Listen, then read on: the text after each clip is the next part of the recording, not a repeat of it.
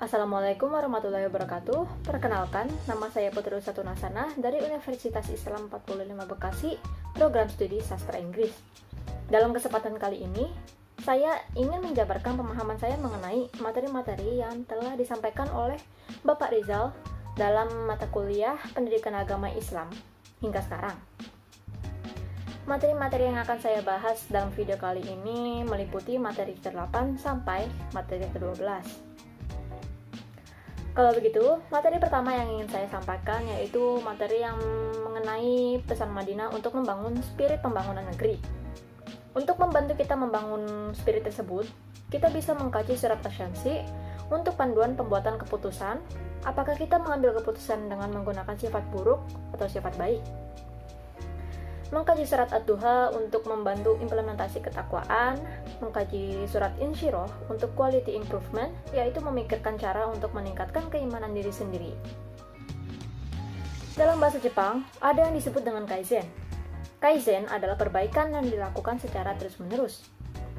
Semangat Kaizen ini berdasarkan pada beberapa pandangan, yaitu hari ini harus lebih baik dari hari kemarin, hari esok harus lebih baik dari hari ini, tidak boleh ada hari tanpa peningkatan, memanfaatkan masalah yang muncul untuk melakukan peningkatan terhadap diri sendiri, menghargai adanya peningkatan meskipun kecil, dan peningkatan yang besar tidak memerlukan investasi yang besar.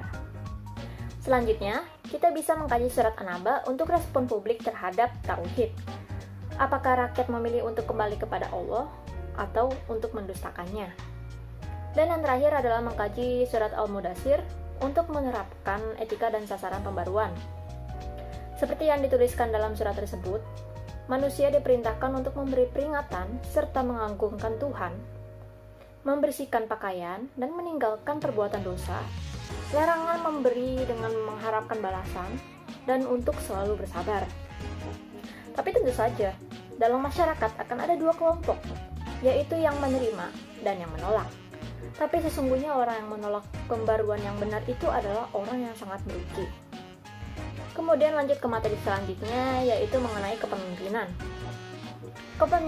Kepemimpinan atau leadership adalah kemampuan seseorang untuk memegang kendali, untuk mempengaruhi tindakan orang yang dipimpinnya, untuk mengikuti arahannya. Berbeda dengan headship yang dilakukan terhadap sekelompok orang tanpa persetujuan dari orang yang dipimpin, sehingga dapat menyebabkan pertentangan, leadership atau pemimpin bertanggung jawab dalam menggerakkan aktivitas dan memotivasi anggotanya untuk mencapai tujuan bersama dengan persetujuan dari yang dipimpinnya. Untuk menjadi seorang leader yang baik, ada beberapa kunci yang perlu diperhatikan. Seorang leader harus bisa menjadi contoh yang baik, bisa memberi visi yang baik, bertekad untuk menghadapi segala bentuk tantangan, membiarkan yang lainnya untuk bertindak, dan bisa memberikan semangat untuk anggotanya. Lalu, ada beberapa sifat yang melekat pada leadership. Misalnya yaitu, leadership adalah sebuah faktor kunci dalam keberhasilan suatu organisasi. Kemudian, leadership adalah sesuatu yang membawa kesuksesan terhadap semua potensial dan individu yang ada dalam organisasi.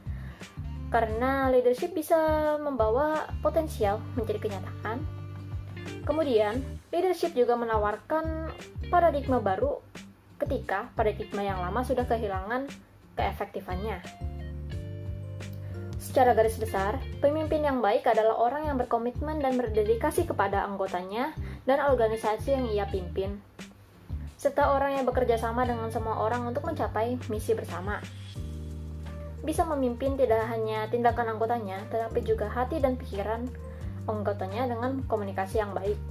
Lanjut, materi selanjutnya yaitu sehubungan dengan materi kepemimpinan sebelumnya, membahas tentang prophetical leadership. Seorang haji mabrur yang memiliki banyak kualitas bisa menggunakan kepemimpinannya tersebut dengan baik yang senantiasa akan membawa perubahan dalam masyarakat. Haji mabrur akan membangun sifat-sifat ketuhanan yang dicontohkan Nabi dan menjadikannya sebagai akhlak atau moral dan jiwa sosial untuk unsur-unsur kekuatan negara seperti kokohnya negara, ilmu alim ulama, keadilan pemimpin, kedermawanan orang kaya, dan doa kaum duafa. Selanjutnya, implementasi tauhid dalam Pancasila. Tauhid Islam itu bersifat universal. Jadi meskipun Indonesia terdiri dari banyak agama, nilai-nilai dalam tauhid ini tetap cocok karena menuju kepada kebaikan. Seperti moral ajaran Mekah yang diimplementasikan dalam sila ketuhanan yang Maha Esa, dan sosial ajaran Madinah yang terimplementasikan pada sila kemanusiaan yang adil dan beradab, persatuan Indonesia, kerakyatan yang dipimpin oleh hikmah dan kebijaksanaan dan permusyawaratan perwakilan, dan keadilan sosial bagi seluruh rakyat Indonesia. Mengetahui kualitas-kualitas baik seorang pemimpin memang adalah hal yang sangat penting. Tapi kita juga harus mengenali keburukan-keburukan yang bisa dimiliki oleh seorang pemimpin. Suatu kelompok bisa dibilang mencerminkan ketua mereka. Apabila ketua atau leader mereka adalah seseorang yang baik dan bijak, maka kelompok tersebut akan menirukan dan mencerminkan sifat ketua mereka tersebut. Hal yang sama juga berlaku untuk sebuah kelompok dengan ketua atau leader yang memiliki sifat buruk.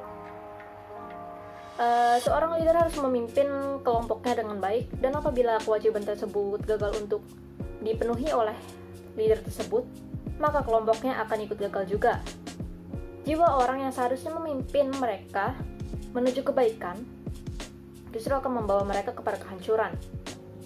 Di materi selanjutnya ini, kita membahas mengenai dampak negatif, pembaruan negatif dalam kepemimpinan.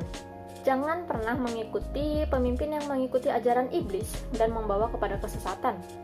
Sebelum mengikuti siapapun, kita harus bisa mengetahui untuk diri kita sendiri apa yang baik dan apa yang buruk.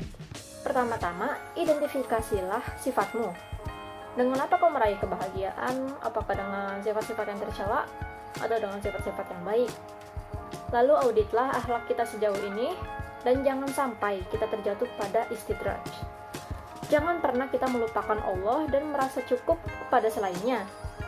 Karena istidraj hanyalah tipu daya dan jebakan syaitan.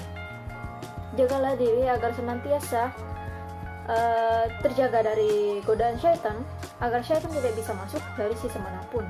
Musuh pembaruan adalah ulama yang jahat. Ingatlah, sejelek-jeleknya suatu keburukan adalah keburukannya ulama, dan sebaik-baiknya kebaikan adalah kebaikannya ulama.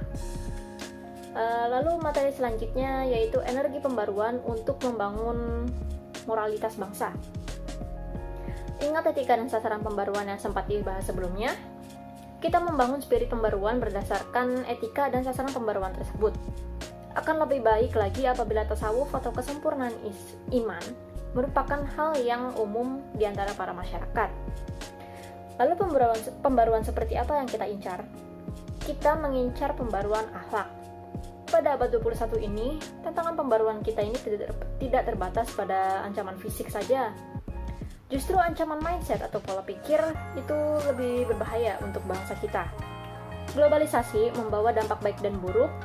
Dampak baiknya yaitu seperti kemajuan teknologi yang berkembang cepat, serta komunikasi yang menjadi lebih mudah. Lalu dampak buruknya yaitu kerusakannya moral bangsa dan kerusakan tatanan nilai, sehingga semakin menjauh dari tauhid. Selain ancaman mindset atau ideologi, ada juga ancaman ekonomi, keuangan, dan informasi yang bisa menyebabkan kolonialisme baru. Kita harus berhati-hati.